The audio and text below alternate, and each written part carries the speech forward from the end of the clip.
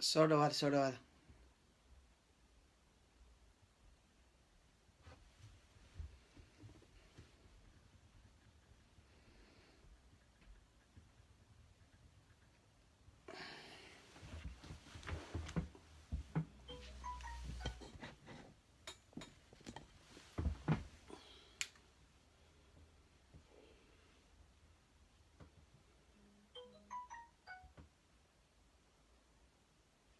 waad salaamantihiin ibraahim coday waad ku salaamay. axmed nuur xaaji yuusuf waan ku salaamay walaalkay. aad iyo aad baad mahadsantihiin. soo dhawaada. codku haddii aad si fiican u maqlaysaan waxaan ka hadli doonaa maanta arrin aad iyo aad u muhiim ah oo iminka weliba xasaasiyadeeda leh oo u baahan in aynu hadda ka bilowno inaynu cadaalad samayno ayaa waxa u baahan yahay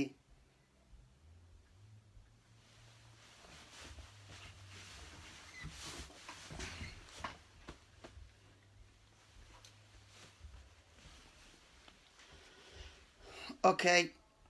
waxay u baahan tahay waxaan u baahannahay inaan ka hadalno arrin aad iyo aad xasaasi oo ah oo ummadda soomaaliyeed hadda in loo sameeyo ma garanaysayay cadaalad in loo sameeya ay u baahan tahay. haddaynan hadda cadaaladda samayna aynu meel dheer ka dooni doono oo ku saabsan shaqaalaha. marka soo dhawaada oo sheer gareeya fadlan please.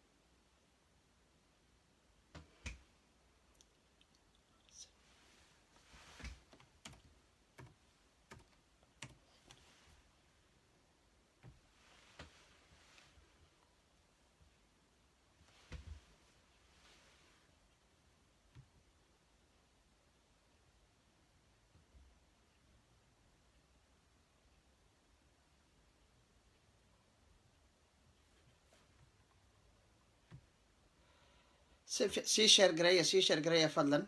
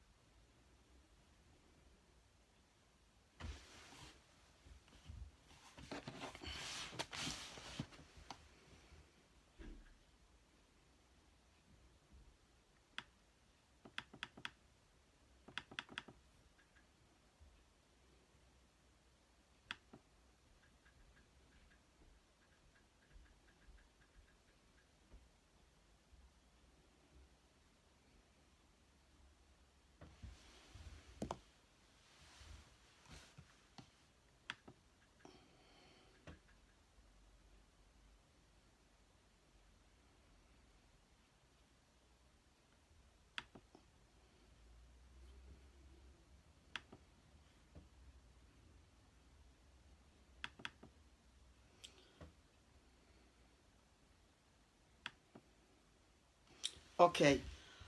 bismillahi raxmaan raxiim. sii sheer gareeya fadlan. arrintan maanta ka hadlaynaa waa arrin muhiim ah oo qusaysa shaqaalaha dowladda iyo waxyaabihii looga baahnaa shaqaalaha dowladda in lagu sameeyo iyo siday faa'iido u leeyihiin dhammaan waxyaabahan ka hadli doono qodobada ugu muhiimsan marka waan sharaxi doonaa. marka hore bal acuudu billahi min ashaytaani rajiim. bismillahi araxmaani araxiim.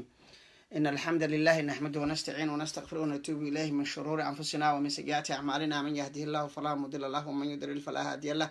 وأشهد أن لا إله إلا الله وحده لا شريك له وأن محمدا عبده ورسوله. dhammaan mudayaan iyo marmooyin waxa aad ogtihiin muddo hadda laga joogo laba bilood in maamulkii hore ee meesha ka jiray uu meesha ka baxay. maamulkaa hore ee runtii meesha ka baxay waan garanaynaa siday ahayd iyo nidaamkiisa iyo waxyaabihii khaldanaa. maamul cusub ayaa meesha yimid. maamulka cusub ee meesha yimidna howlo badan ayaa horyaalay. howlihii badnaa ee horyaalayna markaa waxaa loo baahan yahay in maamulka iyo dowladda hadda wax gacanta ku haysaa inay wax saxdo oo ay si wixii hore naga khaldamay loo saxo, aan wadadii hore loogu dhicin dib loogu noqdo. marka waxa aan ka hadlaynaa qodobkeena ugu muhiimsan maanta waxa weeyaan waa qodob kamid a qodobo aynu ka hadli doono oo hoos taga qodobka ah war ma shaqsi nin baynu ka cabanaynay mise nidaam baynu ka cabanaynay. su-aasha meesha isweydiintali waxa weeyaan waa inaynu ogaano inaynaan nin ka cabanayn ee aynu ka cabanaynay nidaam isku xidhan oo TPLF leh, oo EPRDF qayb ka tahay, oo cabdi qayb ka yahay, oo saraakiisha ciidanku ay qayb ka yihiin, oo sirdoonka waddanku qayb ka yahay ayaynu ka cabanaynay, oo shaqaalo leh, oo nidaam leh, oo procedure leh, oo format iyo government system dhammaystiran leh, oo ciidan leh ayaynu ka cabanaynay. waxaynu ka cabanaynay shaqsi maaha. marka saas darteed qodobo badan oo noocaas oo ilaa 7 oon ka hadli doono maalinba mid ahaan soo qaadan doona ka xisbi ahaan si horumar aan u gaadhno. ujeedaduna ay tahay run ahaantii inaa wax la saxo ayaa waxa aan rabnaa in aan macnaha ka xisbi ahaan inaan marka hadallo waxyaabaha looga baahan yahay inaynu nidaamkii hore bedelo. taa waxa kow ka ah marka shaqaalaha dowladda ayaan maanta ka cabanaynaa. systemka aynu ka cabanayno block ka mid ihi waxa uu noqon doonaa shaqaalaha dowladda. waana ka ugu muhiimsan sababtaan usoo hormariyeyna muhiimadeeday leedahay. waayo waxa weeyaan waa shaqaaluhu waa muhiim. saas daraadeed qodobadan ka hadli doonaan idin soo horumarinaya anigoo adalka isku daya inaan aad iyo aad u koobo oo ay mararka qaarkood adag tahay maadaama ood wixiina si fiican u taabato si fiican loo fahmo ay mudan tahay in aad si detail uga hadasho. detailsku waa muhiim sometimes. marka waxyaabahan ka hadli doono waxa weeyaan number 1 qodobka koobaad horta shaqaale dowladeed maxaa la yidhaha. bal marka hore waa inaan isla qirno maxaad shaqaale dowlad u taqaano. waxa laga yaabaa saar shaqaale dowladeed u taqaano inuuna ahayn ama sida aynu moodaynaba inuuna ahayn. marka labaad waxaynu ka hadlaynaa maxay tahay waajibaadka iyo mas-uuliyadda ka saaran hantida ummadda, horumarka, waxqabadka iyo developmentiga waddanka. shaqaalaha dowladdu xilka saaran iyo qaybtay ku leeyihiin muxuu yahay. qaybtaynu ka hadli doonaana waxa weeyaan shaqaalaha dowladda ee deegaanka ka shaqeeya siday u egyihiin hadda, siday ku yimaadeen, siday u egyihiin, na awood intee la eg bay leeyihiin, waxqabadkoodu waa sidee, tayadoodu waa sidee, yaan iyadana ka hadli doonaa. reformi ma loo baahan yahay? haddii loo baahan yahay reformi neecee abaa loo baahan yahay baan ka hadli doonaa. waxaan ka hadli doonaa dhalinyarada bilaa shaqada ah iyo xoogga ummaddu. xoog ummadeed waa dhalinyaradu ku shahaado haysta iyo ku aan shahaado haysanba in la shaqaaleeyay mudan yihiin. waa inay shaqo helaan dhalinyaradu. waa xooggii ummadda. waa in shaqo abuur loo sameeyo oo shaqo ay helaan. sidee shaqo loogu sameeyaa dhalinyaro? shaqada loo sameeyaa maxay u baahan tahay? intay u qaybsamaan dhalinyaradu? maxay ka faa'iido tahay in dhalinyaradu xoog carcartiisa qaba la isticmaalo? yaan ka hadli doonaa. waxaan ka hadli doonaa shaqaalaha iyo dadka shaqeeya ee deegaanka u shaqeeya weliba civil servantsku maadaama ay muhiim yihiin ama waxa la yidhaha shaqaalaha dowladdu ma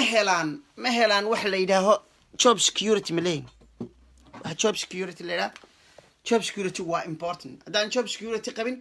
ciladahay leedahay iyo waxyaabaha ay job security inay jirto ay muhiim kan tahayna waan ka hadli doonaa. taana iyadana qayb ay ka noqon doonaa hadalkeena insha allah. qaybta ugu dambaysa oo 7 ka hadli doonaa waxayaan civil servant productivityga maxaa lagu cabiraa, sidee lagu gartaa, sidee loo qiimeeyaa, sidee loo evaluate gareeyaa, waxaasaynu ka hadli doonaa. waa scientific baan uga hadli doonaa. wax walba oo dhiib ah oo si systematic aan uga hadli doonaa iyo wax arts ku dhisan. marka kusoo dhawaada dhammaantiin siina sheer gareeya fadlan iska sii sheer gareeya. marka ta koobaad waxaan bilaabi doonaa marka horta shaqaale dowladeed maxaa la yidhaha. dadku marar badan waxay isku qaldaan waxa la yidhaahdo civil servant iyo elite-ka.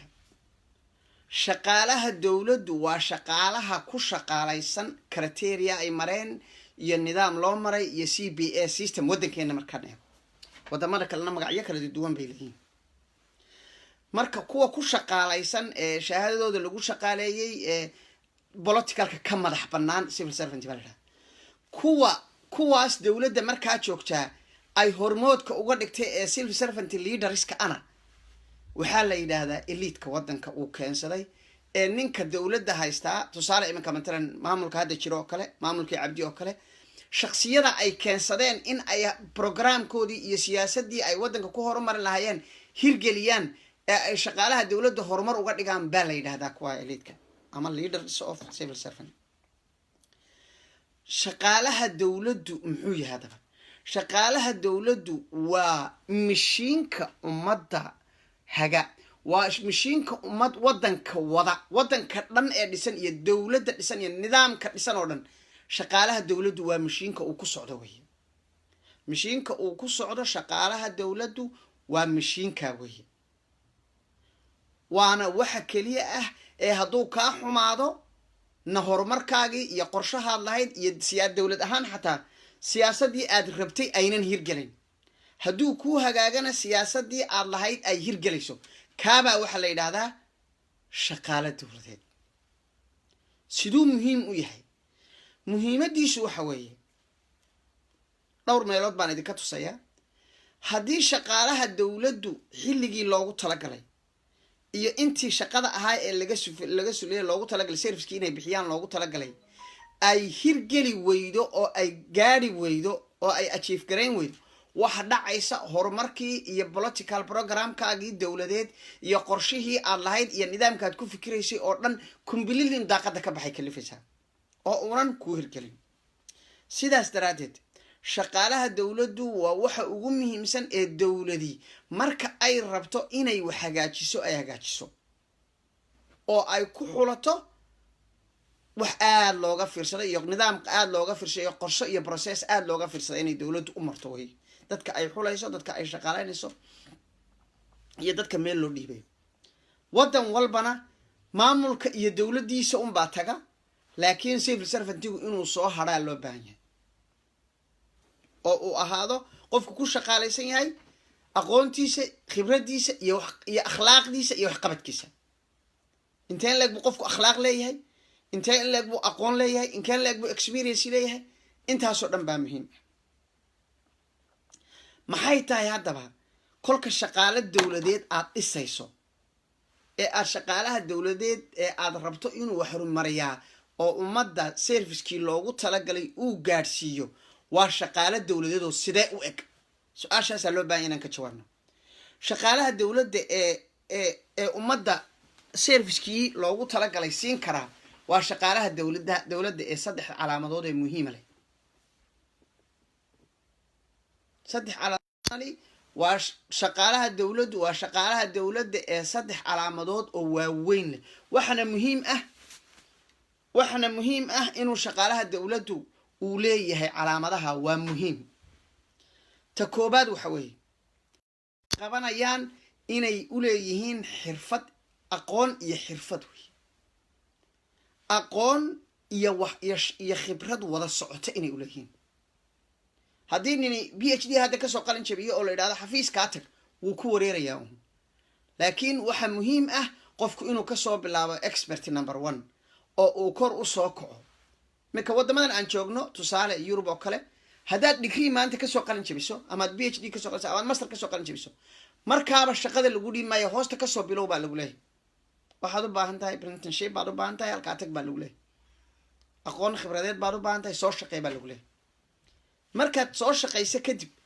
ayaa waxa deedna lagu odhanayaa yes hadda ayaad lagu magacaabi karaa meel lagu dhiibi karaa meel aqoon iyo aad u leedahay nidaam marka waxaa loo baahan yahay aqoon shaqada loo dhiibayay inuu qofku aqoon u leeyahay iyo isla markaana qofka shaqada loo dhiibayay inuu khibrad hore u leeyahay oo waxa la weydiiyaa qolka imsa sanaad kasoo shaqaynaysay sharaf intee leeg baad ku lahayd warqad ka keen meeshii aad ku timid reference la kaalay saasaa loo baahan yahay waa wixii shaqaale dowladeeda kama hadlayo dadka nominationka kama hadlayo waxa looga baahan yahay oo kale oo muhiim ah qofku inuu leeyahay dignity ama sharaf. qof sharaf leh markaan sharaf ka hadlayno waa qof sariiganaya, waa qof daacad ah, waad garanaysaa integrity-ga qofku inta ay ka kooban tahay. wax qof muhiim ah oo sharaf leh oo dadka si fiican integration la samayn kara, dadka waxa dhagaysan kara, liaison la samayn kara, fahmi kara, dhibaatadooda ka hadli kara, arki kara, cadaalad u samayn kara, shaqadu qabanaya ka rusheegi kara, xilligii loogu talagalay shaqada soo geli kara,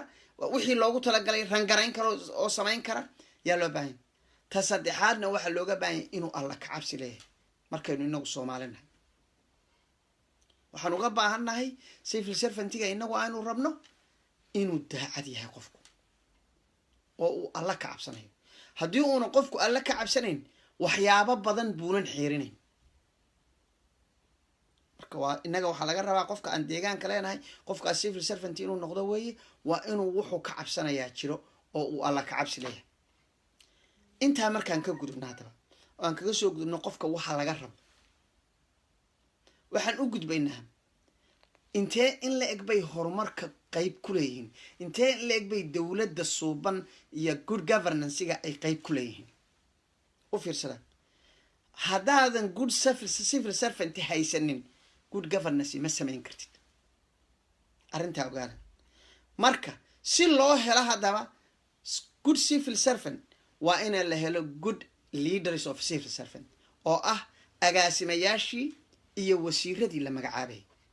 waa very important. aad bay muhiim u tahay in la helo shaqaale dowladeed oo ay hogaaminayaan dad iyaga laftooda integritygooda fiican tahay, shaqo iyo khibrad lagu soo xulay, sharaf iyo nidaam iyo shaqada loogu talagalay inay qabtaan aqoon dheer u leh in lagu soo xulay baa muhiim. siday marka uga faa'iidaysan karaan dabadeetana markay isbuuxiyaan, markay isa soo buuxiyaan. u fiirsada hadda good leadership of civil servant iyo good civil servant, then that's what we call good governance. madaxweyne ka soo bilow ilaa agaasin oo ah civil servant leaderskii hadday fiicnaadaan, shaqaalahana si qurux badan loo xulo oo sharaftooda iyo khibradooda iyo aqoontooda lagu xulo, ayaa waxay dhacaysaa markaa dabadeetana inay kasoo baxdo good governance. intaa haddii la waayo good governance rajo lagama qabo. soo gudo marka waxaan u soo gudbaynaa marka shaqaalaha iyo nidaamka hadda deegaankeenna yaalay sideebuu u eg yahay, siduu yahay, sidee lagu xulay, maxay ka kooban yihiin, inaan fahanaa loo baahan yahay. kow, nidaamkii hore ka sheekayn mayno, in badan baan ka hadalnay, laakiin sida shaqaalaha loo xulay baynu ka sheekaynayna. shaqaalaha number 1 waxaa lagu xulay nin jeclaysi, number 2 waxaa lagu xulay qabyaalad, number 3 waxaa lagu xulay qofkani waa qof aniga ii durbaantumo oo aniga i jecel, iyadoon in badan loo eegin khibrad, iyadoon in badan loo eegin aqoon, iyadoon in badan loo eegin sharaf iyo dignity uu qofku leeyahay. midna waxaa dhacday oo xaqiiqood wada ogtihiin, reformi baa la bilaabay hadda kahor. maamulkii hore reformi buu bilaabay. reformiguu bilaabay wuxuu maamulka meesha joogaa u bilaabay inuu certain people meesha ka saaro oo cadaalad darro ku sameeyo, oo uu yidhaa adigu reer galbeed baa tahay, haa booskaas ma joogay sida ka bax, adigu shinaad ka soo jeedaa ka bax, dhagax buur baad ka soo jeedaa laguma ogola ka bax. yaa xaqiiq oynu ognahay inaan kala qarinayn. dabadeetana reformigii ayaa waxaa laga sii bilaabay dhammaan maamuliya lacagyada iyo dhammaan xisaabiyayaasha iyo dhammaan kaashiyeerada iyo barjeysarada la isku bedbedelaa la yidhi. sidii shaandha iyadoo lagu gurayo oo shaandhada intisaa la yidhaha oo la lulo ilaa inta la rabaayo ay soo haydhaa dadka kala wada daataan. dabadeetana waxa dhacday qisooyinka mucjisada abaa waxay ahayd waxa lagu eryi jiray dadka wasiirkaa ku yidhi ilama shaqayn karo, deedna mushaarkaa guriga ku qaadanaya wasiirkii baa kula shaqaynaya, qofku la rabo ayaa laleeyahay kusibeelgaadh ahaan usii shaqeeyo, adiguna gurigaa iska joogaysaa, marka dambana adaaba iska tegaya, marka dambana muddo dheer buuna shaqadii soo gelin, waa la eriyey, waa lagu eryi jiray. sida dadka lagu kala xulay ee loo keenay saas ahayd lagu bilaabay markii hore markay socotay maamulya lacagyadii oo dhan xisaabiyayaashii oo dhan kaashiyaarayaasha dhan dad la rabo oo corruptionka iyo nidaamka facilitate garayn kara oo gobollo qaar ah ka soo jeedo gobollada qaarna sida dhagax buur oo kalena ay magaalada gobolka anu ka soo jeeda ay mamnuuc ka ahayd jigjigo oo kale mamnuuc ka ahayd shinilo oo kale mamnuuc ka ahayd ayaa lagu xulay markii hore waayo sirta iyo waxa la cunayo iyo waxa la baabi'inayo iyo dhaqaalaha dawladda ee lagu tumanayo iyo waxa si aan loo ogaanin waa in kaashiyeerka barjayserka xisaabiyaha dadka caynkaas oo kale ah waa in dad gooniya lagu magacaabo markii intaa lagu guulaystay ayaa deedna waxaa la bilaabay haddana shaqaalihii kale ina tartiib loo bedelo iyadoon loo eegan aqoon hadaladii uu isticmaali jiray maamulka hore wax ka mid ah haddaad PhD iyo master haysato hay-adaha ka shaqeeyan dadkaanu shaqo u abuuraynahay inaad shaqada qofka aan shaqadii aqoon u lahayn u abuurtaa ma keenaysa inay shaqo abuur keentee inay shaqo burburin keentay keenaysaa sida uu u eg yahay shaqaalaha hadda dawladda ee meesha joogaa no 100% saas ma wada aha qaar badan oo fiican baa ku jira qaar badan baa fiican iyaga laftooda sida lagu soo xulay aynan saxnayn laakiin iyaga laftooda quality ahaan fiican way buuxaan laakiin sida wax lagu xuli jiray haddaydan rabin inaadan runta aynu kala qarno oo aynaan been iyo war isu sheegayn waa sidaas wey okay marka waxaanu isla fahmaynaa in sidii wax lagu xulmay iyo reformiga la sameynayay uu dulmi ahaa waxaan sii xasuustaa madaxweynihii Eid Daahir Faarax baa hadda koor wuxuu reformi hala sameeyo nimankii reformiga sameynayay baa xabashi iyo la keenay nidaam caynkaas oo kale dad wixii shahaado Soomaaliya haysta deeqadaha laga saaraa leeyahay ujeedada loo lahaana oo reformka loo sameynayay was nothing else waxay ahayd in dadka Soomaaliya shahaadooyinkooda la wada eriyo oo dad afka xabashiga ku hadla oo xabashi macalla Ethiopia bas alla keeno war deegaanku hadduu soo galay wadanku shacabku deegaankani anagu umaanaan shaqayn jirin Soomaalidu shaqaale kuma lahayn aqoon kama baran jirin af xabashiga ma wada taqaan warse wax loo wadaa adaaba sheegi lama dhageysanayno wala sii dhaafay way ka dambeysay hebel baa yimid haddana reform hadda waxaan anagu campaign gareynayna marka in civil servantska reform lagu sameeyo haddii shaqaalihii aynu garanayno sidii lagu xulay inay si khaldan ahayd nin walibana kulku yimaado si khaldan uu wax u xulayo imika waxa la inooga baahan yahay arrintaas waa muhiim inaan fahanno waxa la inooga baahan saan hadda wax ku xulaynaa si aynu seeskeeda aad u qodnay oo dheeraynay oo ummadda ugu danaynay oo Allah uga cabsanay oo mustaqbalka ummadda meel gaarsiin kara inuu yahay baa muhiim laakiin haddii sidii hebel ay rabeen inay shakhsiyo meesha ku keensan aanana bilowno oo reformi baa la sameeynaya dabadeetana lagu taarget garay kani waa heego shalay haddii kani waa reer galbeed iyo kani gobolka dhagax buur buu ka soo jeedaa kani gobolka jigjiga ka soo jeedaayo kani gobolka wardheer buu ka soo jeedaayo lagu taarget garanayay Shinile iyo maanta yaan lagu taarget garayna haddana mar dambe kani waa heego iyadoo dad aan garanayna loo jeedo iyadoo cida gaara loo jeedo kani waa heego si meesha dadka ku jira hadda looga wada saaro taana yaan la adeegsan that's another mistake we are going to make if we do this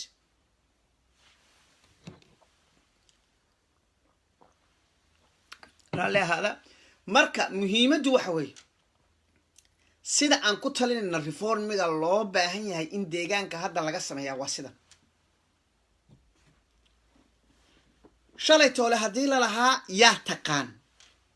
ha noqoto sheekadu maxaa taqaan hadalkaa u fiirsada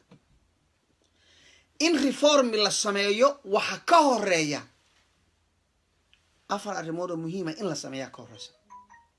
hadalkaa u fiirsada in reformi la sameeyo waxa ka muhiimsan in la sameeyo afar arrimood oo muhiima kolka hore qiimeyn guud shaqaalaha xafiis walba inta guddi la saaro nadiifa guddi dhexdhexaad ah oo Soomaali oo dhani ay ku kalsoon tahay oo muhiim u ah oo aan leenahay dignity iyo sharaf bay leeyihiin iyaga laftoodu in guddigaa la saaro guddigaasi xafiis walba intay qalaan shaqaalaha faylkooda inay eegaan number 1 khibrad iyo aqoonta ay leeyihiin ay ka eegaan intuu shaqeynaya ay ka eegaan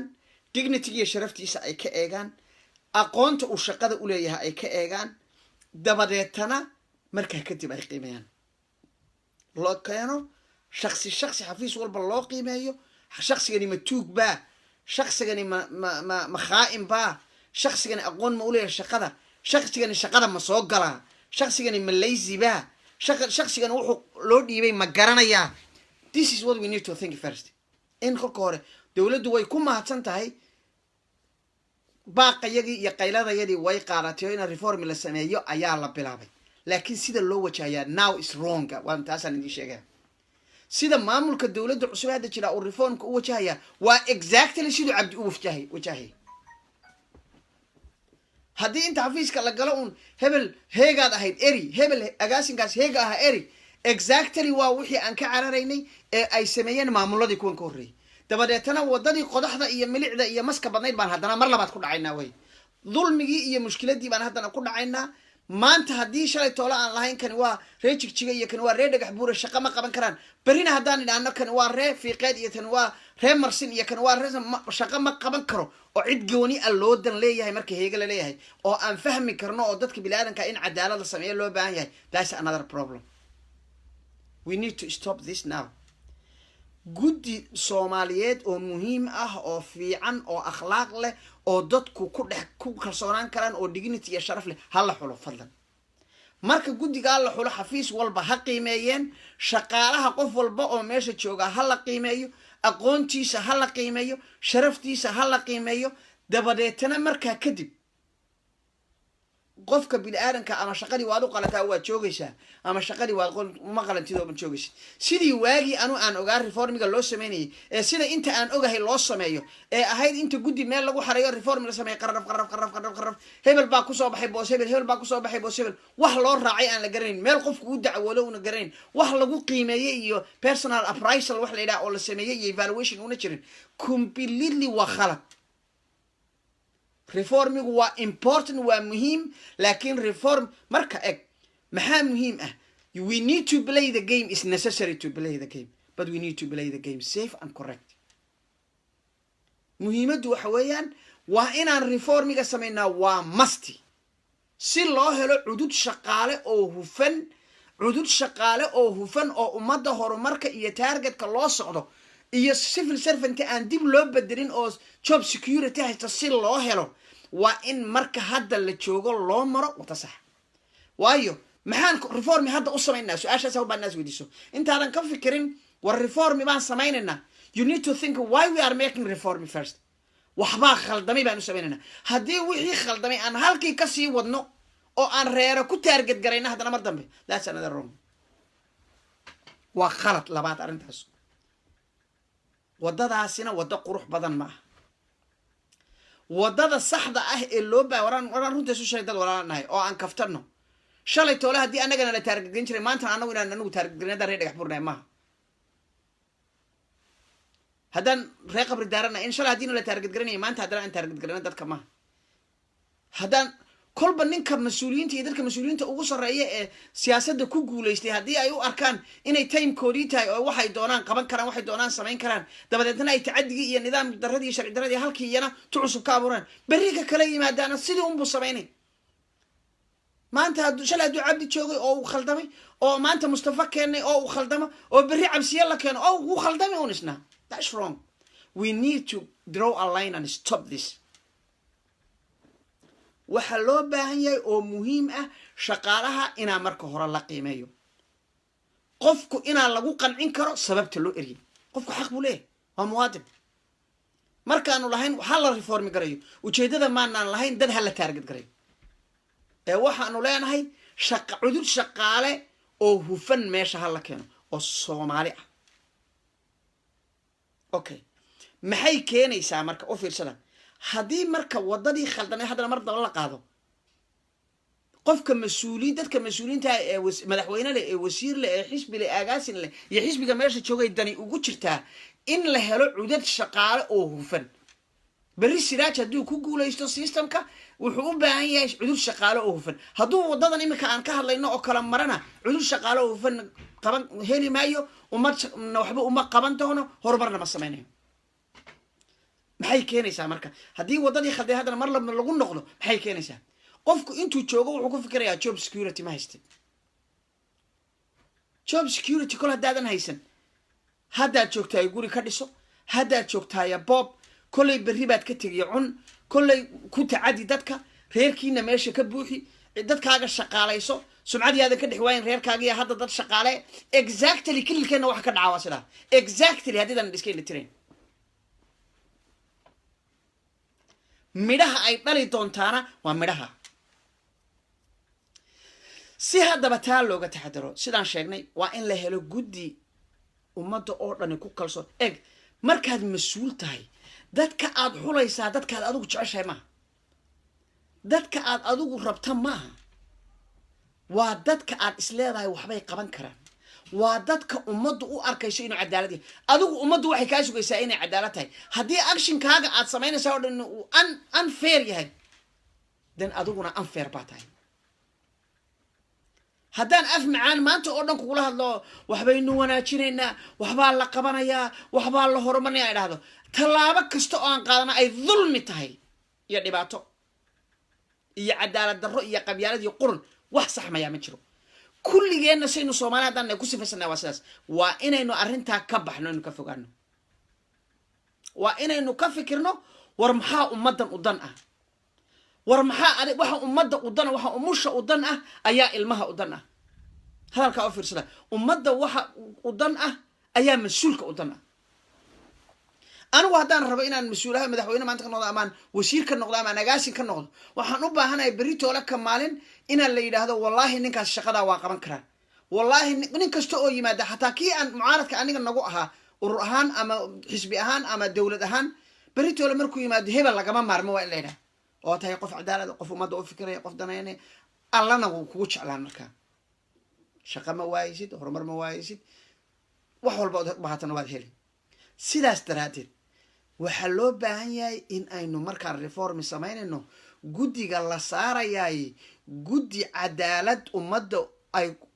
ku kalsooni ku muujin karto oo nin walba oo shaqaali beritoole wallahi niyo hebel reer kugu taarget gareyn ma wallahi niyo hebel shakhsi kugu taarget gareyn ma wallahi niyo urur kugu taarget gareyn ma laakiin xisbigi meesha joogay iyo mas'uuliintii meesha joogtay intay shakhsiya iyagu annaka igu dar la keeno dad aan naqaano inay iyagu qabyaaladistayaal yihiin dad aan naqaano inay iyagu qurun ka samaysan yihiin dad aan naqaano inay iyagu corruptors yihiin dad aan naqaano inay iyagu civil servant fiican ahayn ama leaders fiican ahayn haddii meesha la keeno oo waxbay reform samaynaya la yidhaahdo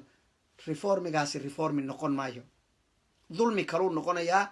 qofka dambe ee meeshan kusoo fadhiistaana isna seem iyo dawladda cusub ay timaadaana seem sidan bay samayn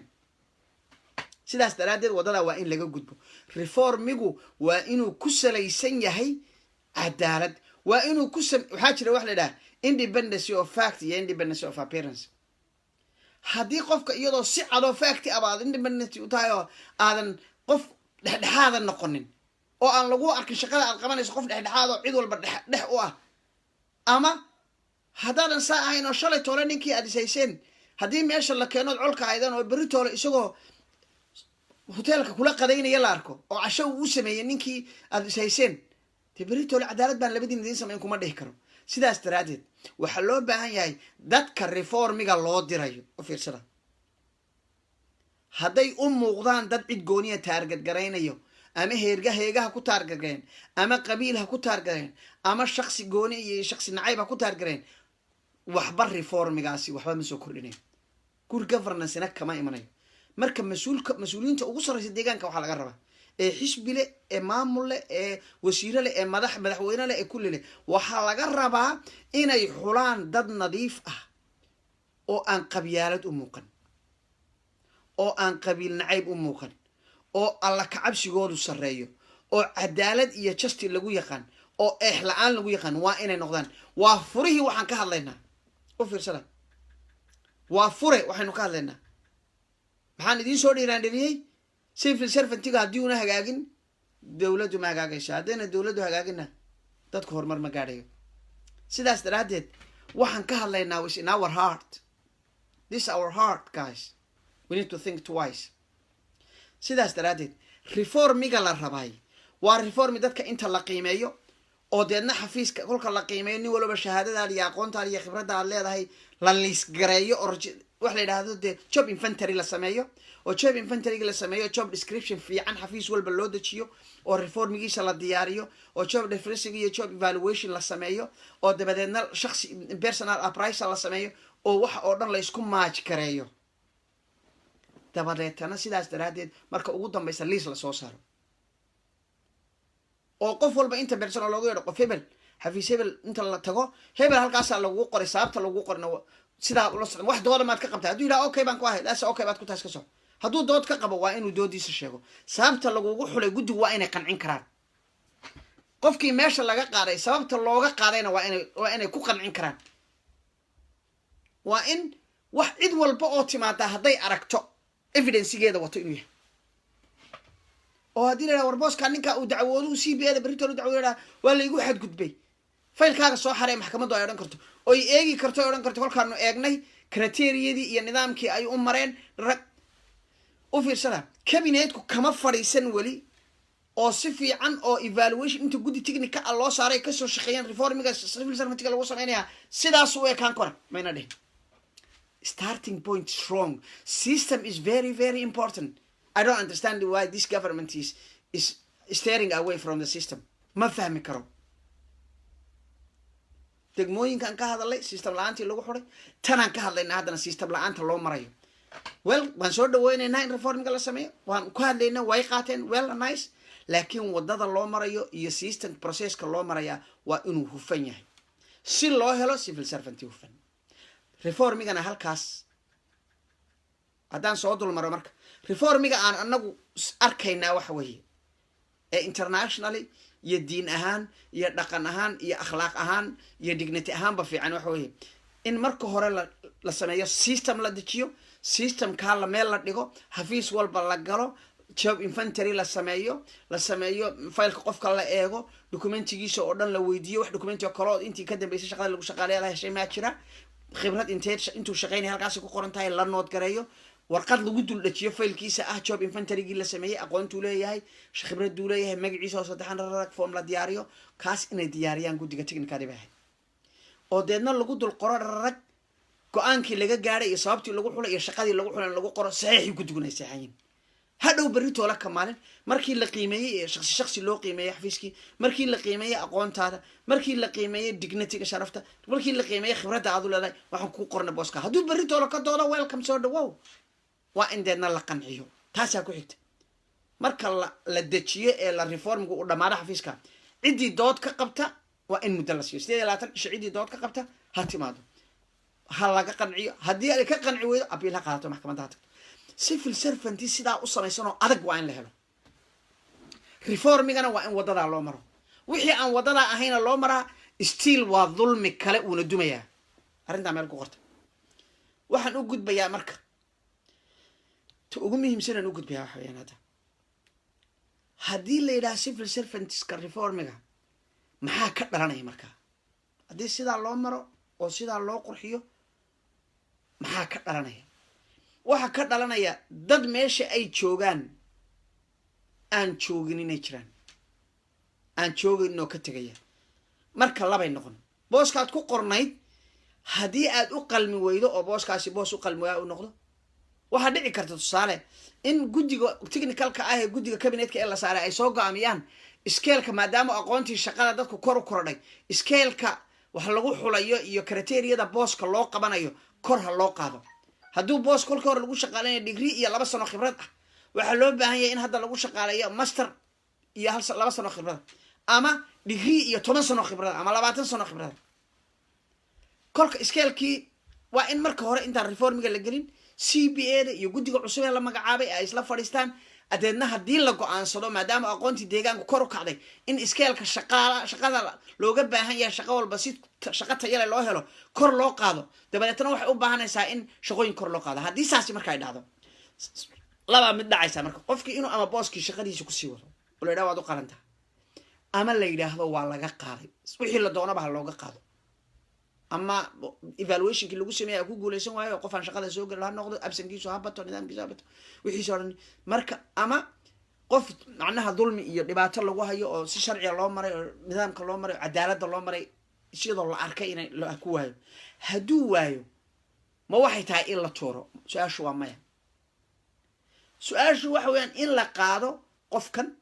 oo qofkan lagu shaqaaleeya meesha kale u qalmo waa haddii uunan qofku completely dambiile ahayn ama una wax documenti oo shaqadan wanaagsan waa in la yidhaahdo procedureka loo marayaa civil servantigu haddii qofku uu booska uu hayo waayo waa in boos xafiis kale lagu qoro laakiin in la tuuro maaha as long as qofkani dignity iyo sharaf iyo intii looga baahnaa qof shaqaala leh timekiisu on time yahay inkastoo qiyaasaya inuuna qof on time ahayn jirinba oo nidaamka iyo systemka evaluationka personal appraisalka iyo criteriadiisi cid loo maray baa ina jirin oo ka yaab in la heliba waxa haddana waa la garanayaa qof walba intuu shaqada iman jiray iyo soo shaqada ku ahaa iyo xilligu fadhiisan jiray iyo corruptionkiisi oo intaasoo jeer caddayn loo hayo lagu helo la eriyo marka maxkamad buu baahan in la eriyo un maaha waa in maxkamad la saaro in sharciga la mariyo haddii laakiin booska uu u qalmi waayo sidii aynu garanaynay qaabka darayd iyo aabahay gablantii lagu keenay dabadeetana qofka in la tuuro maaha qofkani wuu shaqeeyaa waa shaqaale shaqu gacanta kula soo jiray khalad baa loo xulay isaga khaladkiisa maaha qof kasta oo bini aadani hadduu meel daloosho helo uu galayaa marka janiska uu qofka helay ama qabiila kusoo galo nidaamka kusoo galo is already in waatin way waddanka wax ku leh saas daraaddeed waa in booskii laga qaado oo boos hoose oo u qalmeeya la geeyo okay booskii uu soo banaanaday marka waa in second thing is haddii tusaale maan soo qaday booskan cid kaloo u qalanto aqoonteedii loo meel hoose joogta haday rabtay in la keeno ama xafiis kale laga keeno oo la keeno kolka hore priority-ga waa in criteria noocaasa qolada reformiga samaysa ay qoraan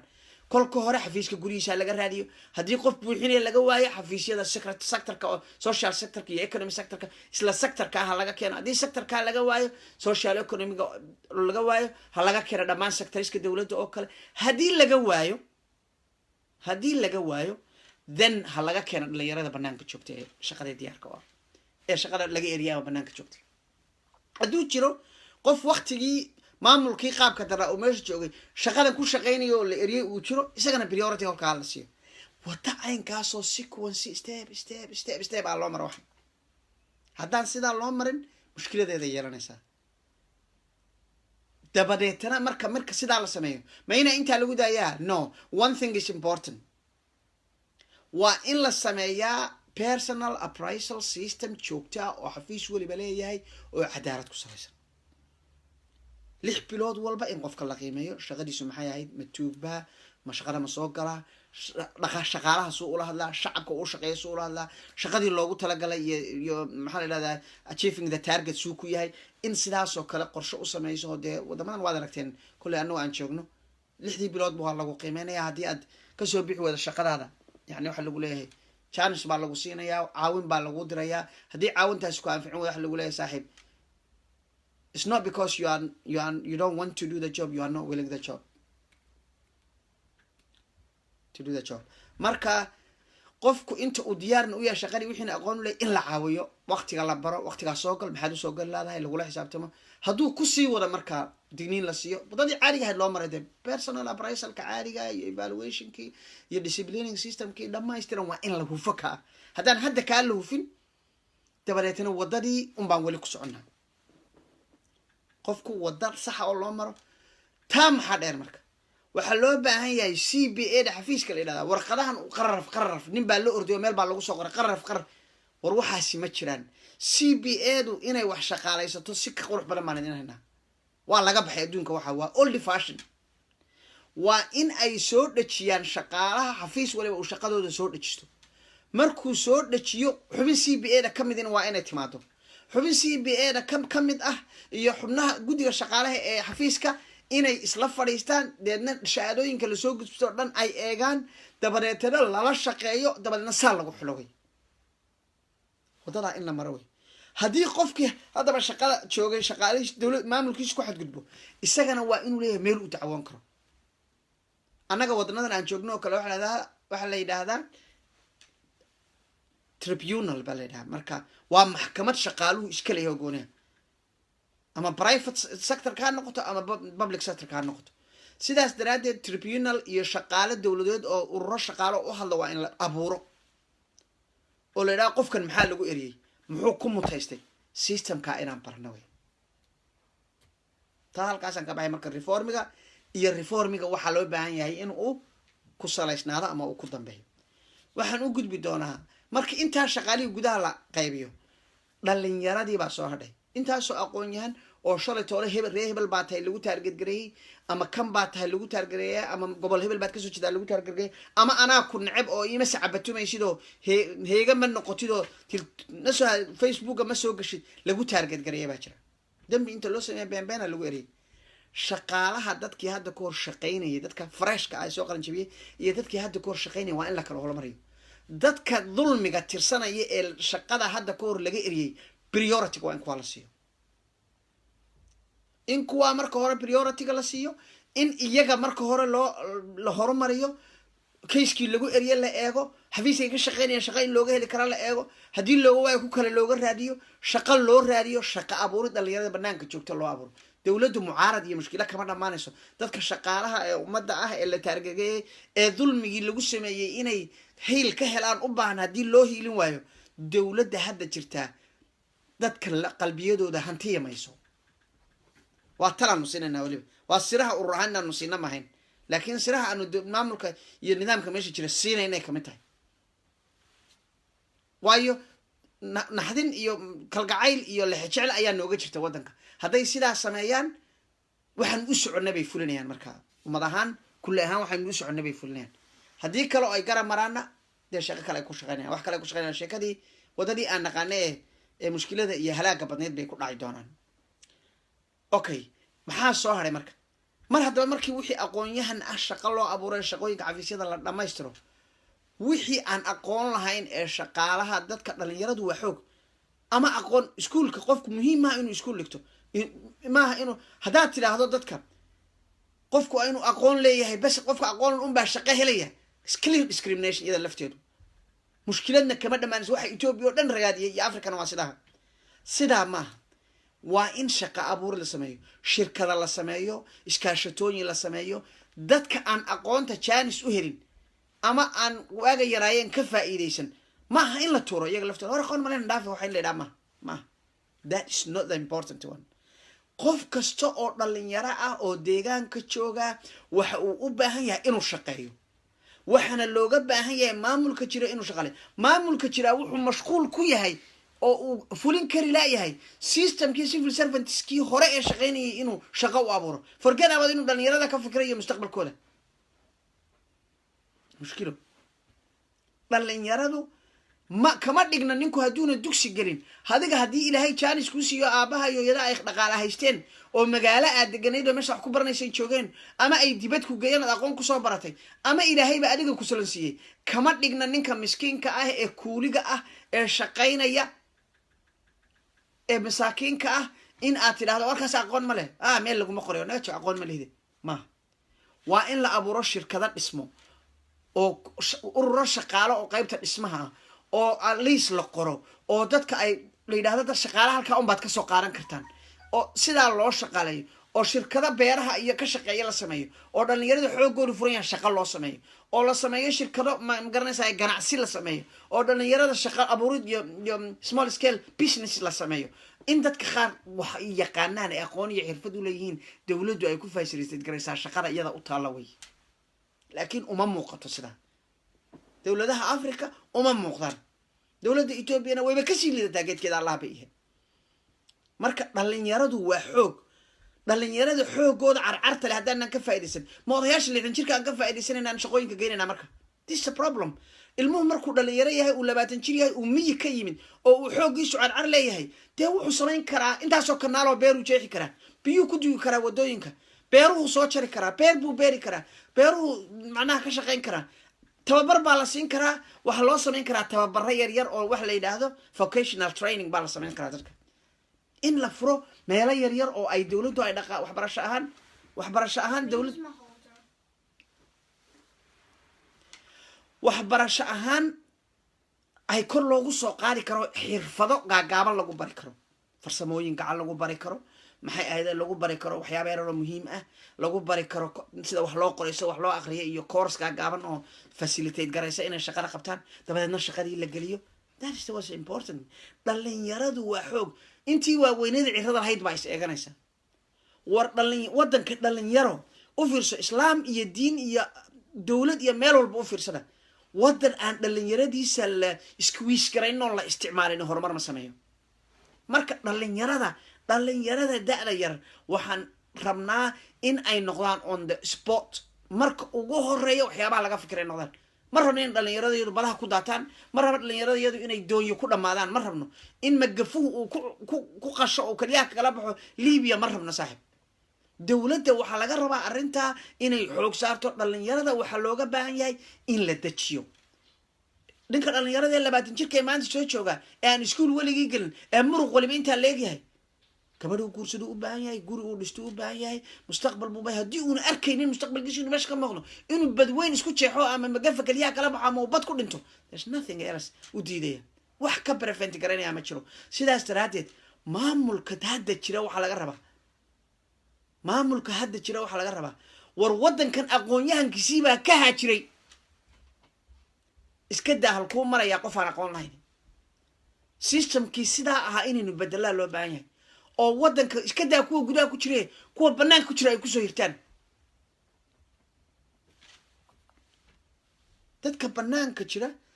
inay kusoo hirtaan iska daa kuwa gudaha jiraan inay aad u jeclaadaan waddankooda raba waddanka idinka ayaa jeclaysiin kara dadka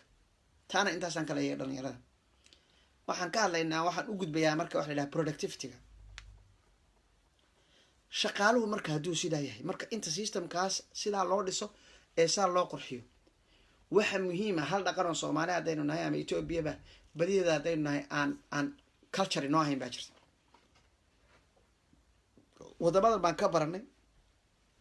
waxyaabaha laga fahmay bay kamid tahay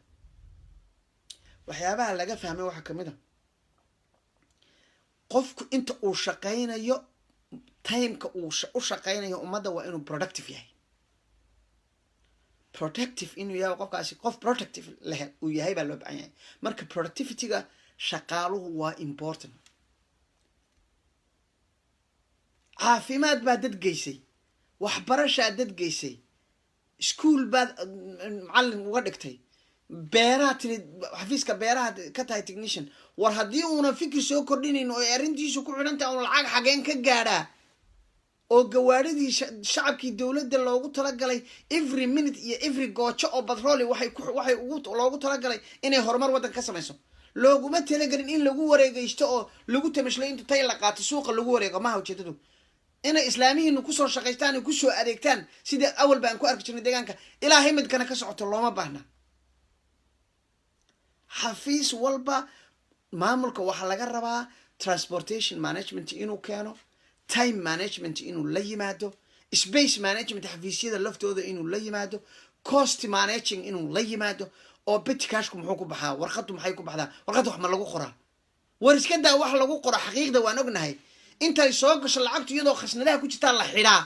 marka la xidhaa la qaybsadaa mas-uuliyiintii iyo nidaamkii waaweynaa ee hadda meesha yimid ee la rabay waxaa inay saxaan iyaga laftooda qayb ka noqday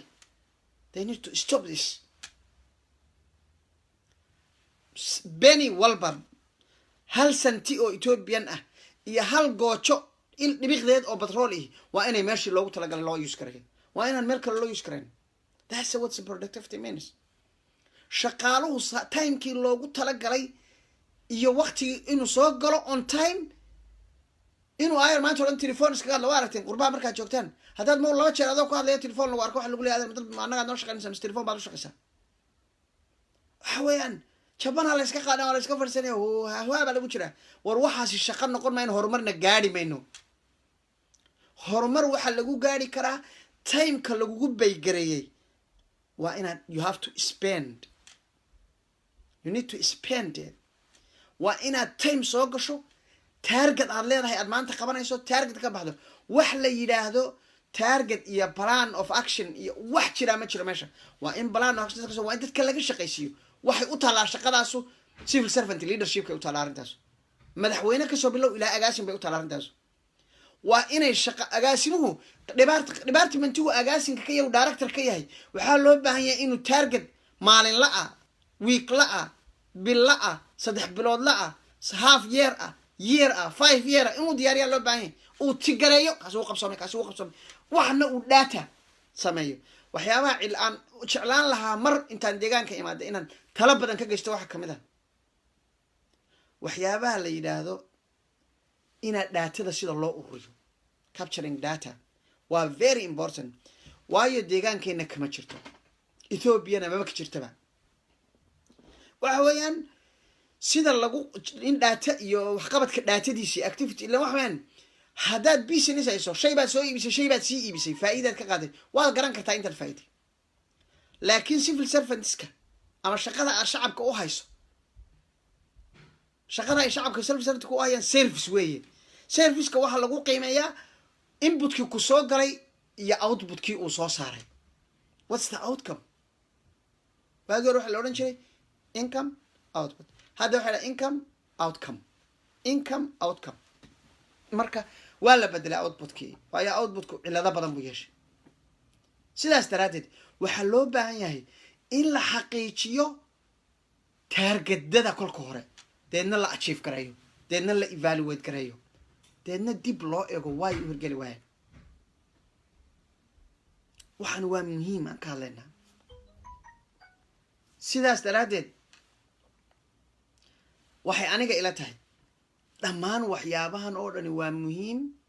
waa in ummadda civil servantskeeda wadadaa loo maro waad u mari weydeen maalin kalaad ka shaqaynaysaan halkaasaan ku gabagabayn doonaa hadalkaygii dhammaantiina waad mahadsantihiin aad iyo aad baan idiin soo dhaweynaynaa wiiga dambana programkan oo kalea baan ka hadli doonaa oo isna ku saabsan capital budgetka iyo isticmaalkiisa budgetka deegaanka total budgetka isticmaalkiisa iyo sida loo isticmaalo ayaan ka hadlaynaa iyo corruptionka ka jira waxaasaan ka hadli doonaa wiiga dambe aad iyo aad baad mahadsantihiin thank you very much bye bye guys